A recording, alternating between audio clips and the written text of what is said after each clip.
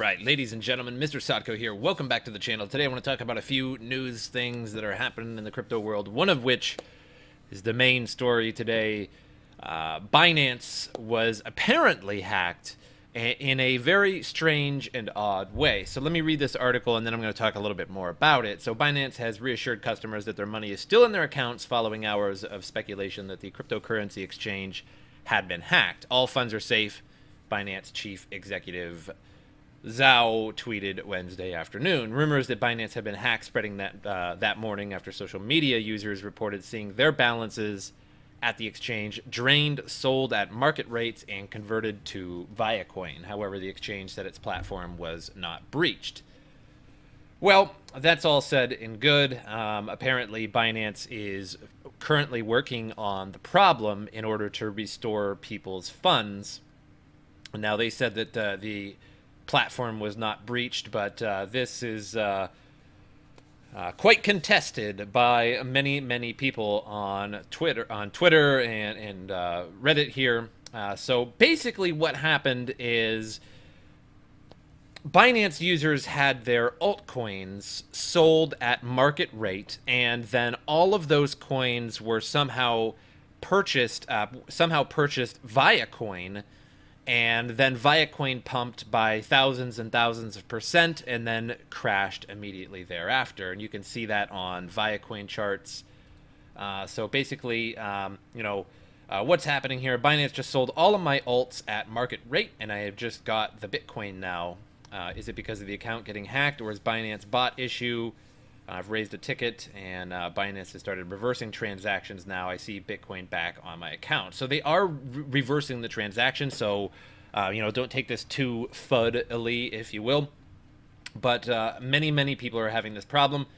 It's just all over the place. This one's Litecoin up by 10,000%. As you can see, there is just this huge jump in Litecoin, this huge order here. So, what people are typically blaming this on is their APIs, so some people were saying that they never touched their API key and then nothing happened to them. So on most exchanges, there's an API key, so that if you have a trading bot, you basically put in that API key, and then your trading bot can use your account and then make trades on your behalf. And that's how you go about setting up a trading bot, which is one of the ways you go about setting up a trading bot. It's a little more complex than that, but in a nutshell. So this is one of many reasons why I refuse to use some kind of trading bot. Now, I know the stock exchange uses mostly trading bots and things like that, but that's hashed out in a completely different regulated way. So apparently what happened is somehow hackers got a hold of people's API keys, whether they downloaded a hacked bot in the first place, or some kind of bot was put on GitHub and they downloaded it, or in some way, shape, or form. Then those hackers sold everybody's altcoins at market value just so that they could get the money. Then they used everybody's account to buy Litecoin. So they didn't steal anybody's crypto per se. They just simply sold off your Litecoin and then they simply sold off your altcoins and then purchased Litecoin. Then they did not transfer that Litecoin to their own accounts. But what I suspect happened is that these hackers purchased a ton of Via on their own account, maybe thousands of dollars, who knows, maybe even millions. And then they pumped it up 10,000% on Binance by using your account to sell your altcoins and then buy Litecoin, which pumps up the price. Then they sold their Litecoin once it reached to a maximum level and made off like bandits, and then quickly withdrew that money. So if you have a Binance account, you should log in now and check on the situation. If you had altcoins or something like that, they may be gone. Seems like most people do not have this issue, and it seems like most people, it affected their API if they had an API key. Although I have read many articles that stated that they have not even ever used or ever touched their API keys, and that this still happened to them. So it's very interesting. So if you have a Binance account, you should probably log on now and check that out. But the CEO did tweet numerous times. Here we go. Let's see here. We have localized the irregular trades. They will be reversed. All funds are safe. So that's good. But either way, this was most likely because of a bot. So a user's history. Can you see the 2 dots under the domain name? Phishing website that redirects to the real website after login. Additionally, after you log in once, it doesn't allow you access to phishing site again. It will auto-direct you to Binance. So it kind of shows like an API history here of what had happened. So they are aware of this, and they are reversing those. So not to worry too much here. Hopefully they do reverse them. I don't have a Binance account, so nothing really happened to me. But if you have one, you should probably check it out. So moving on to some more news. Mt. Gox crashed Bitcoin. Trustees sold the bottom blockchain data reveals. So this is like the 4th time this has happened with Mt. Gox. I've heard people say Mt. Gox, but I think this is Mt. Gox. I don't really even care, to be totally honest. The Mt. Gox trustee has sold $500 million worth of Bitcoin Cash between December 2017 and February 2018. It was revealed today. So if you guys recall, December was the all-time high for just about every altcoin, and February was pretty much one of the lowest times. And not particularly the lowest all-time high, but it crashed quite a bit. Blockchain data analysis suggests the time of sale correlates considerably with the timing of December crash and subsequent price falls in Bitcoin. Mt. Gox's Bitcoin address are well known, as blockchain detectives spent months analyzing them. One such address shows 2,000 Bitcoin held by the trustee were moved. Got to get a little more comfortable here. Were moved on December 18th. On that very day, Bitcoin's price stood at 19,000, briefly fell to 18, then continued to fall in subsequent days. On December 22nd, the trustee moved 6,000 Bitcoins. That's the big red line, a daily candle above labeled 2, sending price from nearly 16,000 to a brief low of 10,800. As you can see this line here. Holy cow, that was a big dip.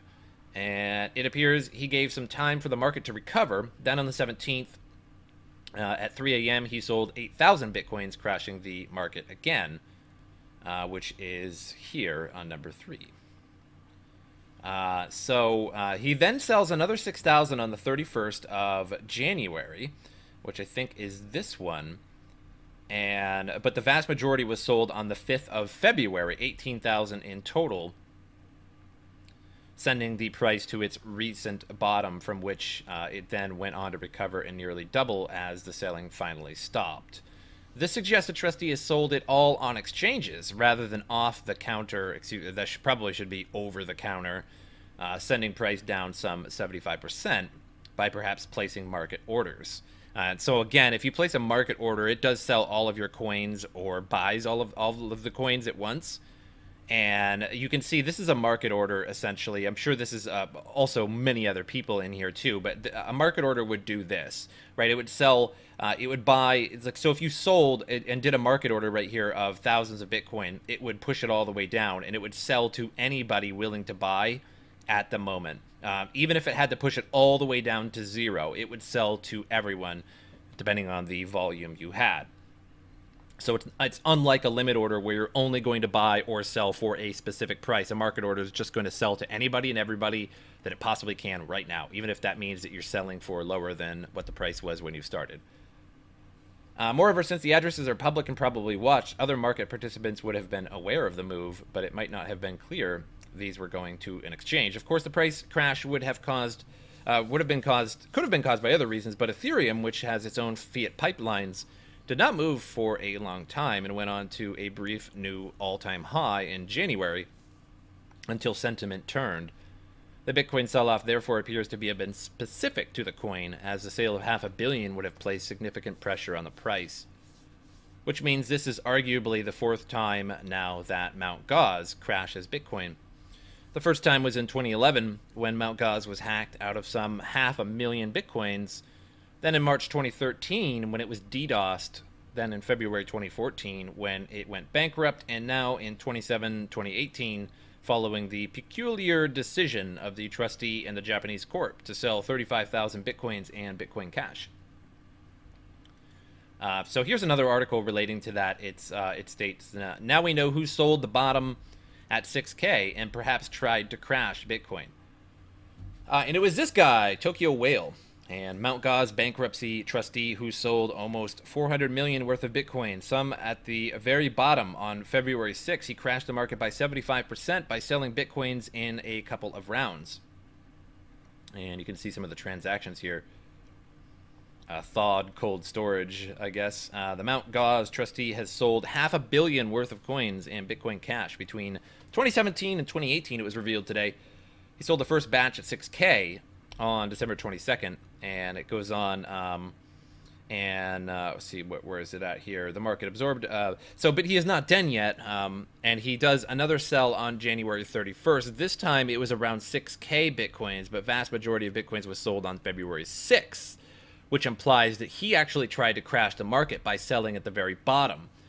So just before it hit 6,000, guy tries to sell 6,000 Bitcoins when it was only $6,000, which does imply to any, because no real trader, I mean, we're talking a very powerful person here that really knows what they're doing.